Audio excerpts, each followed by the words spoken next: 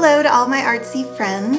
I have some Pantone Color of the Year DIYs for you. But first, I want to give a quick intro about Pantone colors, just in case you aren't familiar with them. Last year, I did a series on the 2020 Pantone Color of the Year, which was Classic Blue. Let's just look back at how Classic Blue was described to set the mood for 2020. Pantone describes this color as honest and non-aggressive. It gives feelings of trust and protection, which make us feel anchored. With these comfortable feelings, Classic Blue helps us to look beyond the obvious and expand our thinking. The year did not turn out as Pantone predicted, which is why I think they went with two colors of the year for 2021. And the two colors are about as opposite as you can get, so they're covered no matter how this year goes. I see what you're doing, Pantone. I see you. But let's pray it goes well because I have high hopes for 2021. If you're new here, you may not know I'm a full-time graphic designer and I do home decor and crafts here on YouTube. If you aren't familiar with Pantone, it's basically a color naming system so you can easily communicate what color you want to use on a design. All the colors are conveniently named with numbers and letters, so even if there is a language barrier, you just show the color swatch and everyone's on the same page. Okay, so what are the Pantone colors of the year for 2021? You probably already guessed from the thumbnail, but I'm going to get excited about it anyway. The Pantone colors of the year 2021 are Pantone 175104 Ultimate Gray and Pantone 130647 Illuminating. Pantone describes these colors as a marriage of color conveying a message of strength and hopefulness. I love that. I love those positive words because who can't use those types of things in their life? Okay, let's get going on the first yellow and gray craft. I found this frame at Dollar Tree and already tore it apart for another project. But I like to upcycle and recycle my supplies, so I always have stuff like this laying around ready to go for a fresh new DIY. I found this gray patterned contact paper at Dollar Tree and traced the glass frame shape onto the contact paper.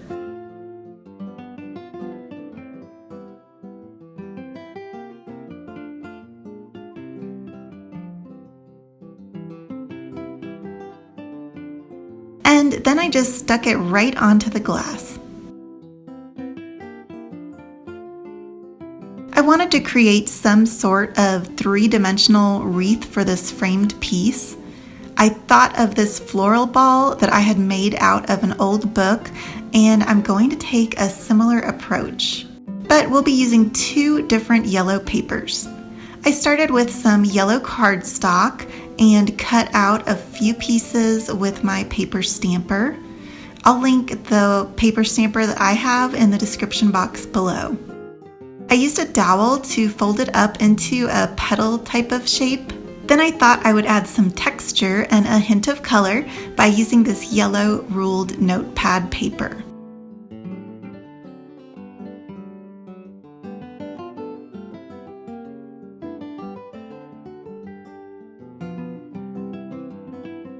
Don't worry if you get some straight edges when you're cutting out the shapes. They are hidden once you fold everything up.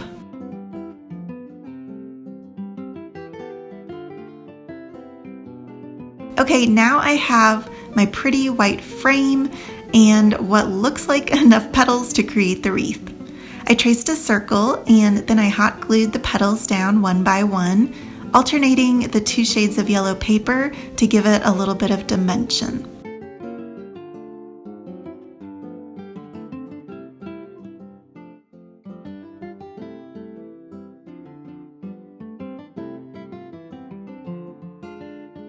I added a yellow gingham bow as the finishing touch.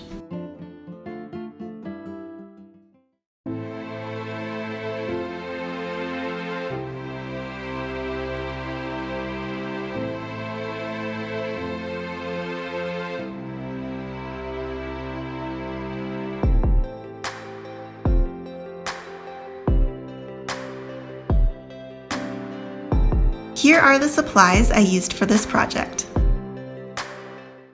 You may remember these Dollar Tree gift boxes from a previous video.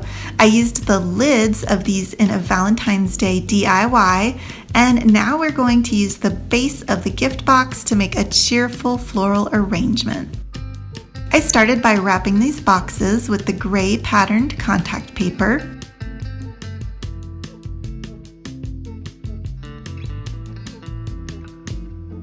I finished the edges with some of that yellow gingham ribbon at the top and the bottom.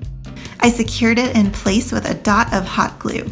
I found these chalkboard clothespins at Dollar Tree and removed the clothespin and painted them white. I'm so excited because I just organized my craft closet and I will be sharing that video soon. So I was able to find everything I needed for these projects so easily. It is amazing how much time you save with an organized space. For my new artsy friends, thank you so much for subscribing and becoming part of this positive, creative community. My name is Maria, and I share crafts and creativity with you so that you can create a beautiful home. Every Friday, I make home decor videos, things like dupes of expensive decor, budget-friendly DIYs, and inspiration that changes with the season. That way you can always keep your home decor fresh and on trend. In addition to Fridays, I sometimes have a bonus video for the week. So when you subscribe, make sure that notification bell is on. That way you won't miss out on any bonus videos.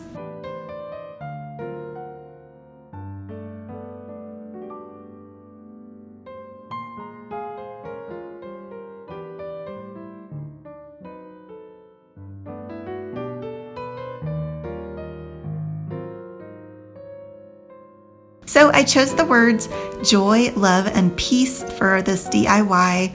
Those words have basically been my mantra lately. Sometimes I go for a jog or a walk, and instead of my mind racing with different things, I just repeat this message to myself over and over again with each step. So these have been my words: joy, love, peace.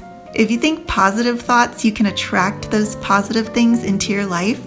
So I figure it doesn't hurt to have those words always top of mind. So I'm curious, what positive words do you think are most important to have on repeat in your mind?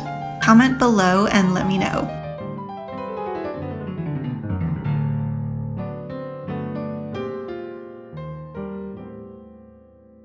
The last step is to add the flowers. I found these yellow tulips on Amazon. I was specifically looking for yellow tulips, but I do know Dollar Tree always has lots of yellow floral selections. You could probably get around 3 bunches of yellow flowers at Dollar Tree and get just as full of an effect as these tulips.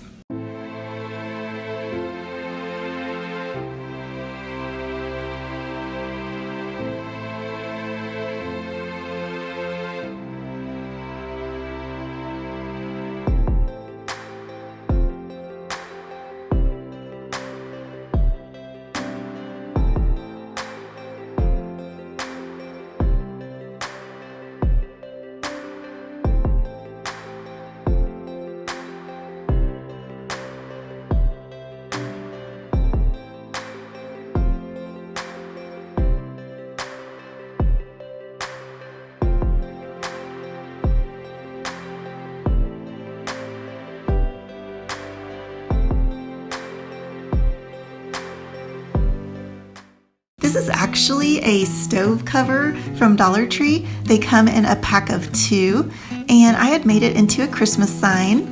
But we are going to be upcycling this project. I had already pulled the bow off of it, and I'm just going to add a coat of flat white spray paint. I want to create a gray wood look. A sponge brush works really well for this.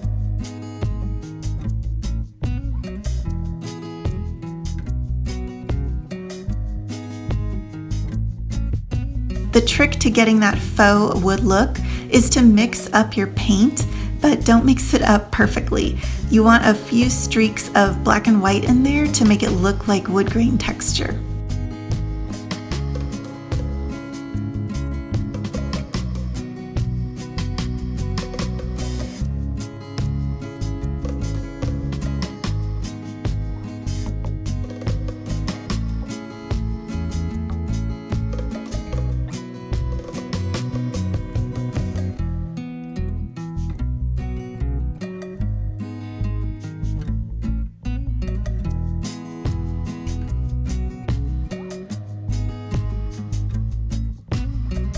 Once the paint dried, I taped it off so I could paint the center part yellow.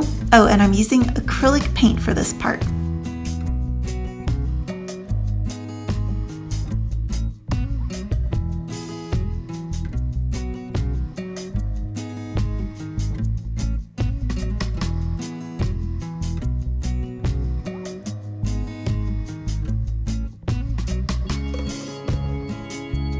Then I added a little ribbon and some stick-on letters. I like that I can swap out these letters for something else when I'm ready, since they are sticky but they're not permanent sticky. Then I created a bow and we are going to attach that to the top.